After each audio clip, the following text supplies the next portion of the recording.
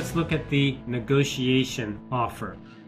Now, I know that you're going to be thinking, oh no, not another offer. Why is it so complicated? Why so many? What's happening? What are we talking about?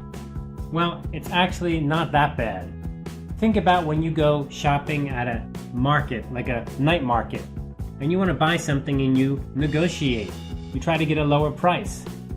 So when you tell the seller that you want the price to be lower, they don't right away just say yes, do they? Maybe the price is 100 and you say, well, let me see, I think I can pay you 80.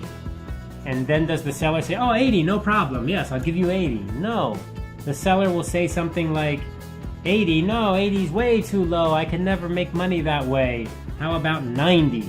And then you say, what about 85? And they say, what about 89? So you have this process of offer, counter offer, then a negotiation offer, then back to another counter offer, another offer. So it's quite complicated this way, but in a way it's simple too. The goal is to get to an order. Both the buyer and the seller want to get to a win-win situation. They want to get an order, but they just need to have the situation match their needs. So that's the key point, and that's why we go through this process. So what we're going to look at now is the negotiation offer.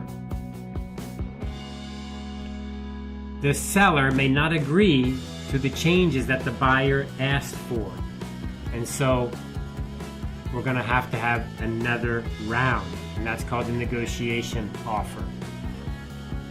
A negotiation offer is sent from the seller to the buyer. In a negotiation offer, you're going to try to change something. So for example, you're going to try to find something that can make the buyer happy. You're also going to try to explain why you cannot give the buyer everything they want. This letter is written kind of like with the goal to get an order, which is always the goal. But now I think we're getting closer and closer to achieving the goal. So you really need to focus. Try to get an order. Remember the situation. I'll just draw a quick picture for us. We've got the seller and we've got the buyer. Maybe the buyer sends something like an inquiry, a question. Inquiry. And the seller will send a offer, and then the buyer says, no, I don't like that, and they'll send a counter offer, and now the seller will send it back and say something like, no, I don't like your counter offer. So maybe the counter offer asks for 10% lower price, but we cannot give 10%, but maybe we can give 5%, you see? So we really want to do something, because the goal of everything is to get that order. That's what we want. We want that order. So you need to treat the customer with respect, because after all, the goal is to get the order. You should never just write that you cannot agree. You never just say, no, I don't agree. Rather, you have to say something like, we would like to agree, but we cannot give you everything, but maybe we can give you some things. You really don't need to include a lot of explanation. You don't need to explain a lot of detail. Things get too complicated too fast. Rather, you should tell the customer something like, they're reasonable. You kind of understand their situation. You can relate to their situation. You should also be sure to make it clear that the counteroffer has been read. They've looked at it. You understand it. But the problem is, I cannot give you what you want. So, for example, in this quotation here, I have inspected the possibility of granting your request. So that makes it very clear. I did look at what you asked for. I read your counteroffer. I understand your situation. That's the kind of message you're sending in this letter. But then you need to tell the buyer of the decision. You need to tell them that you're not going to give them what they want.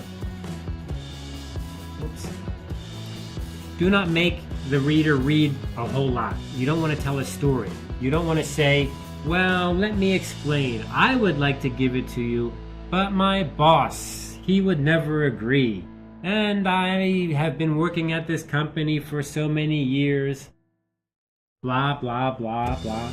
You don't want to do that. You don't want to say so much. You just need to get to the point, which is, we cannot give you what you asked for. Let's look at some examples. In this case, the letter is going to be very much like a offer, which is the 3-paragraph structure. So basically the whole offer, counter offer, negotiation offer is all using 3-paragraph structure. Let's look at the paragraph 1, example 1 here. Thank you for your letter of August 10. And there we go with the key referencing the date line date. I can never say this enough. It's so important to be clear. What am I talking about? You must include the date that's inside the letter.